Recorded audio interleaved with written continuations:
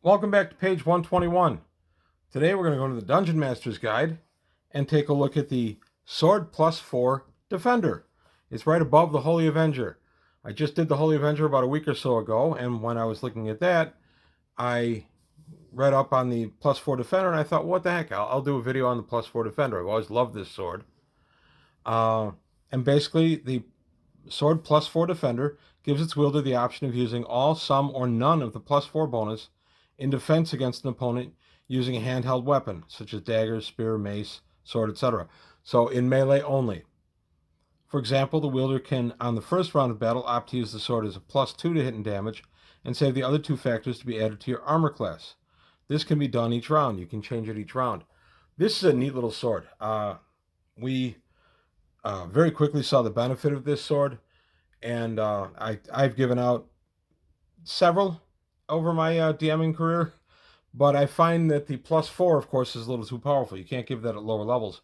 So what I've done is I've sometimes given out a +2 defender or a +3 defender at lower levels, simply to keep the defender as something that kind of grow the character. I even did a campaign years ago where I gave out a +3 defender as an heirloom weapon to a character, but he was a standard fighter in all other ways.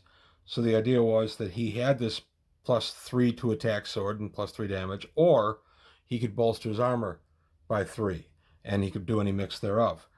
So the +4 defender gives you a lot of options and is pretty powerful. This would be a sword I would give up somewhere between like 7th and 10th level, somewhere around there, because it is powerful and it does give the player different things he can do with it.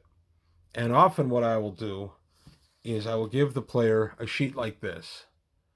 And the idea behind this sheet is, because the defender can get a little confusing, there you have, it is a +4 defender longsword, or defender sword, and then the attack and the defense. So if the attack is 4, the defense is 0. You add nothing to armor class. If you're attacking at a +3, you get 1 to your defense. Attacking at +2, you get 2 to your defense.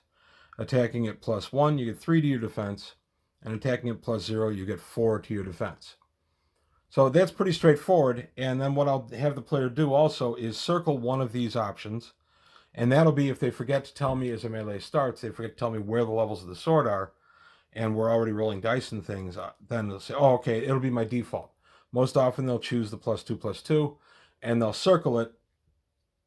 And we know that that is their automatic default, that if they forget to tell me what the sword is set at, it's set at +2/+2.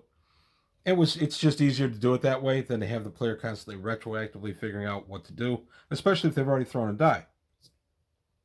If they need a 15 to hit and they've thrown, an 11, well, you don't want them to suddenly announce, well, I'm adding +4 to my attack this time.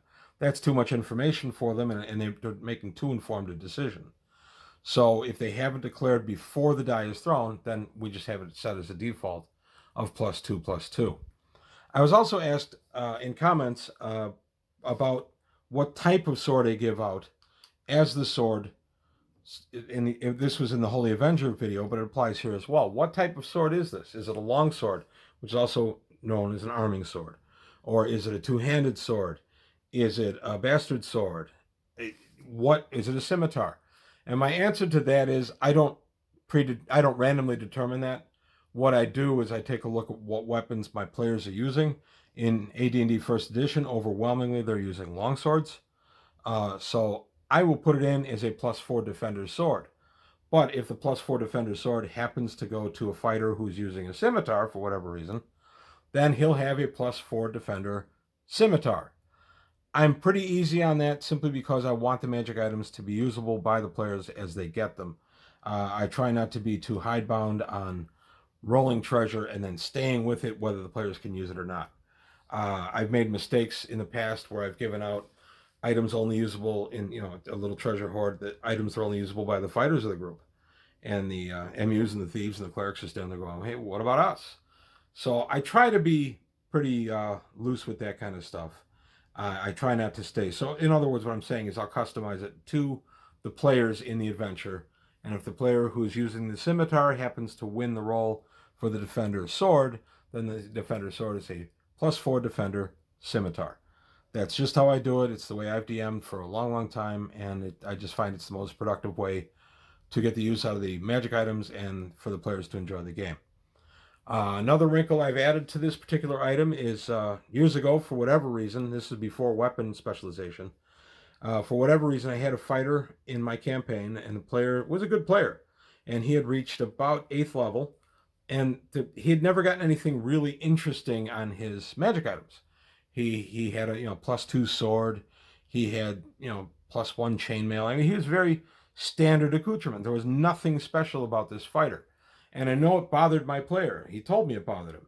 So I thought about it a little bit, and I thought, well, how can I fix this a little bit? And I had the idea of a defender, but he liked the defender's sword, or I'm sorry, he liked the sword that he had. It was not a defender, but it was an intelligent sword, and it had some other powers. And I know he didn't want to give up that sword. What he didn't have was a magic shield. So I gave him a +3 magic shield that was also a defender. So he could leave the +3, +4, because the shield gets a bonus point, and then 3 for each level. Or he could leave the shield as it was at +3 to his armor class, or he could mix and match the shield bonus like a defender's sword. So he could have +3 to attack and no benefit on magical benefit on his defense, or +2 attack, +1 defense, +1, +2, and so on. And he actually liked it. That really spiced the character up for him, and it really gave him something to kind of hang his cloak on with that guy. And he said, yeah, okay. And he still started really enjoying that character, and I know that helped. So just another way you can take the defender concept, and you could put it into, I found a shield is best. You could put it into armor as well, and make the player make choices. I had a player using a defender. They were fighting, and this was a defender, I believe it was +2. So he had +1, +1 options. Or, I'm sorry, go to +2 attack, +0 options, or vice versa. Well, this is about a 5th level character, and they encountered a gargoyle. He was worried about the gargoyle's multiple attacks tearing him up. So he opted to put everything to defense. What he didn't realize is the gargoyle is required to be hit by a +1 or better weapon. His weapon now was +0 attack, +2 defense. He ended up not being able to hurt the gargoyle with his sword, even though it was still a magic sword. And when he asked me about it, I said, well, it's not a +1 sword. He said, but it's a magic sword. I said, but the write-up of the creature says it has to be a +1 sword. There are some things in AD&D that say a magical sword is required. If that's the case, a defender's sword set to +0, I would allow to strike it. But if you're attacking a creature that requires a +3 or greater sword, like an iron golem, then you have to set your defender to +3 attack at least in order to fight the iron golem and do damage to it. It's just how the rules work. So there you have it. That's just a quick look at a defender's sword, one of my favorite swords in AD&D. Let me know what you think. If you have any comments, please put them below. Thanks for watching, and I'll see you next time on page 121.